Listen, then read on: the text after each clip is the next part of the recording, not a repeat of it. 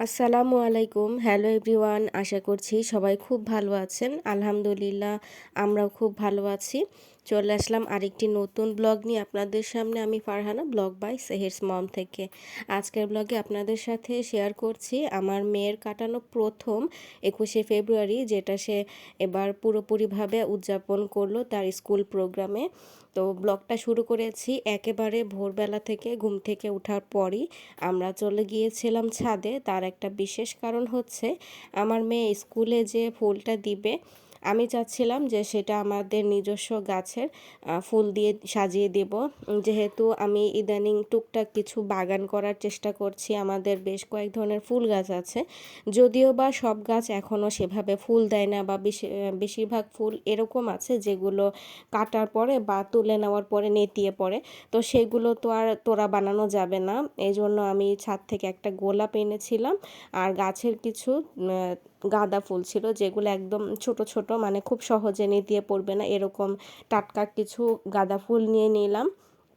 আরেকটা ফুল ছিল, সেটার নামটা আমি ভুলে গেছি, আপনারা ফুলটা দেখতে পাবেন। তো আমার ইচ্ছা ছিল আমার নিজের হাতের এই গাছের ফুলগুলো দিয়ে মেয়ের জন্য প্রথম একটা ফুলের তোড়া বানিয়ে দেব, কারণ ফুলের তোড়া কিনতে তো সব জায়গাতেই পাওয়া যাবে, সবাই কেনাটাই নিয়ে আসবে। কিন্তু ওই যে বলে না, কিছু স্পেশাল জিনিস থাকে যেগুলোতে নিজেদের হাতের জিনিস, অত সুন্দর ডেকোরেশন হয়তো বা হবে না, কিন্তু সেটাতে আলাদা একটা মায়া জড়িয়ে থাকে। একটা ফুলের তোড়ার দাম কত টাকাই বা হবে, 100-200 টাকাই হবে ছোট তোড়া দিতে গেলে। তো সেটা টাকার কোনো বিষয় না, আমি নিজের একটা ভালোবাসার জায়গা থেকেই কাজটা করার চেষ্টা করেছি। আমরা যখন ছোট ছিলাম তখন শুনতাম, যারা গ্রামে থাকে ছোট ছোট বাচ্চারা যখন স্কুলে সকালবেলা প্রভাত ফেরিতে যায়, তারা তো আমাদের শহরের মতো অ্যাভেলেবেল ফুলের দোকান পায় না। তারা নাকি এরকম, যাদের বাগান থাকে তাদের বাসা থেকে সকালবেলা বা আগের দিন রাতের বেলা ফুল চেয়ে নিয়ে আসে যে আমরা সকালে ফুল দেব, এবং সেই বাগান মালিকরাও খুব খুশিতে সে ফুলগুলো দিত, সেগুলো দিয়ে বাচ্চারা সুন্দর করে নিজের মনের মতো করে ফুল অর্পণ করত। তো সেই জিনিসটা হঠাৎ করে মনে পড়াতেই আমার মনে হলো যে যেহেতু আমারও এখন ফুল গাছ আছে, কেনই না এবার, যেহেতু প্রথম আমার মেয়ে এইরকম একটা অনুষ্ঠানে অ্যাটেন্ড করতে যাচ্ছে, তাই নিজেদের একটা জিনিস না হয়ে দিলাম, অন্য সময় কিনে দেওয়া যাবে, বা যদি দেখি স্কুলে গিয়ে ওর এটা দিতে ইচ্ছা করছে না বা আশেপাশে পাই, তাহলে কিনেও দিতে পারি। তো এই জন্য আর কি সকালবেলা উঠে আমরা প্রথমে ফুলগুলো কালেক্ট করে নিয়ে এসে নিজেরাই একটু তোড়া বানানোর চেষ্টা করেছি, যদিও বা আমরা এটাই খুবই আনাড়ি, আগে কখনো এরকম তোড়া বানানো হয়নি, তাই খুব যে সুন্দর হবে সেটা আমি আশাও করতে পারি না। একেবারেই এলোমেলোভাবে করেছি যতটুকু পেরেছি আর কি। আর এত তাড়াহুড়া ছিল, আমাদের বাসা তো অনেক দূরে, সকাল সকাল 8টার ভিতরে স্কুলে যেতে হবে। মেয়ে তো ঘুম থেকে উঠতেই চাচ্ছিল না, অনেক জোরাজোরি করে ঘুম থেকে তোলার পরে যখন সে নিজের হাতে ফুলটা তুললো, তখন তার মনটা একটু খুশি হয়েছে। আর এই যে ঘর কিন্তু একদম এলোমেলো, এখন আমার ঘর গোছানোর সময় নেই, দেরি হয়ে যাবে। কোনো রকমে ফুলের তোড়াটা তৈরি করে মা মেয়ে রেডি হয়ে বের হয়ে যাব। আর রেডি হওয়া বলতে কি, শুধু একটু কাপড়টা চেঞ্জ করে হাত মুখ ধুয়ে ফ্রেশ হয়ে তারপর যাব আর কি। সেরকমভাবে সাজুগুজু করার কোনো সময় নেই, আমাদের অনেক আগেই রওনা হতে হবে। তো ফুলের তোড়াটা বানানোর পরে একটু ইনকমপ্লিট লাগছিল, যেহেতু আমার কাছে ডেকোরেশনের জন্য জিপসি ফুল বা অন্য কিছু নেই। জিপসি ফুল যে কোনো ফুলের তোড়াকে অনেক সুন্দর করে তোলে, তো আমার কাছে কেমন যেন একটু খালি খালি লাগছিল। পরে আমার মেয়ের একটা ফিতা ছিল, সেই ফিতাটাকে কেটে ছোট করে একটু বো করে দেওয়ার চেষ্টা করলাম, যাতে একটু ভালো দেখা যায়। তো আবার আমি একটা কথা মনে মনে ভাবছিলাম যে আমার মেয়ে এটাতে আসলে খুশি হবে কি না, অন্যরা যখন রেডিমেড তোড়া নিয়ে আসবে সেটা তো আরও সুন্দর লাগবে। তো এই চিন্তা থেকে আমি সাথে ফুলের তোড়া কেনার টাকা সাথে করে নিয়েই বের হয়েছিলাম, যে যদি আমার মেয়ের মন খারাপ হয় তাহলে অবশ্যই তাকে কিনে দেব। তো এই আর কি, সকালবেলা রেডি করার পর আমার বোন আবার তাকে একটু রিহার্সাল দিচ্ছিল, যেহেতু সে আজকে প্রথম কবিতা আবৃত্তি করতে যাচ্ছে, একটা স্কুলে প্রতিযোগিতা হচ্ছে, সেখানে ওদের প্রতিটা সেকশন ওয়াইজ বা হচ্ছে গ্রুপ ওয়াইজ আলাদা করে দেওয়া হয়েছে। যেমন প্রি সেকশনে ছিল প্লে থেকে নার্সারির জন্য আবৃত্তি প্রতিযোগিতা, এবং যারা 1 থেকে 5 পর্যন্ত তাদের জন্য থাকবে হাতের লেখা প্রতিযোগিতা এবং ষষ্ঠ থেকে দশম শ্রেণী পর্যন্ত রচনা প্রতিযোগিতা।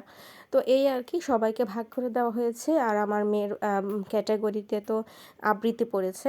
আমি অবশ্য জানতাম আমার মেয়ে হয়তো বা ওইভাবে পারবে না, কারণ ও এত শর্ট টাইমের ভিতরে 21শে ফেব্রুয়ারি কবিতাগুলো একটু টাফ হয়।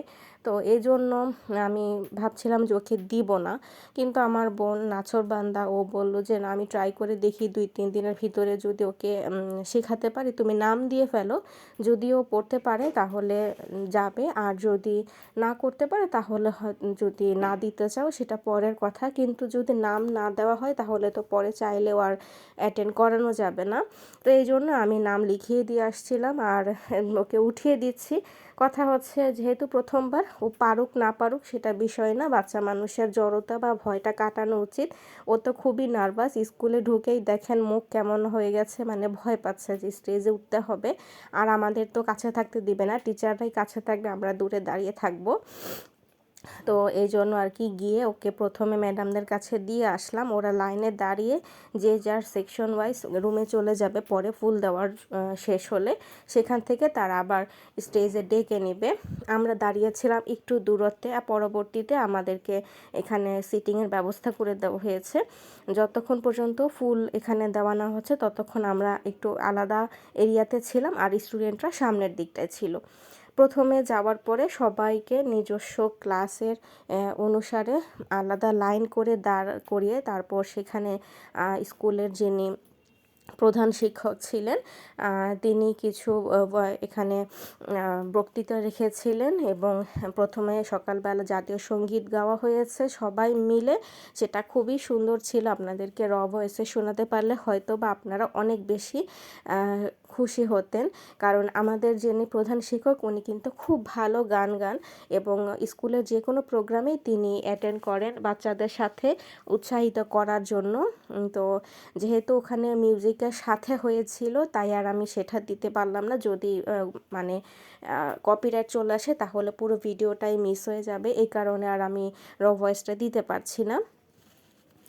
তো আমরা আর কি পিছনে দাঁড়িয়ে যতটুকু সম্ভব একটু জুম করে ভিডিও করার চেষ্টা করছিলাম। এখানে পতাকাকে, জাতীয় পতাকার প্রতি সম্মান প্রদর্শন করা হলো, এরপরই ফুল অর্পণ শুরু হবে।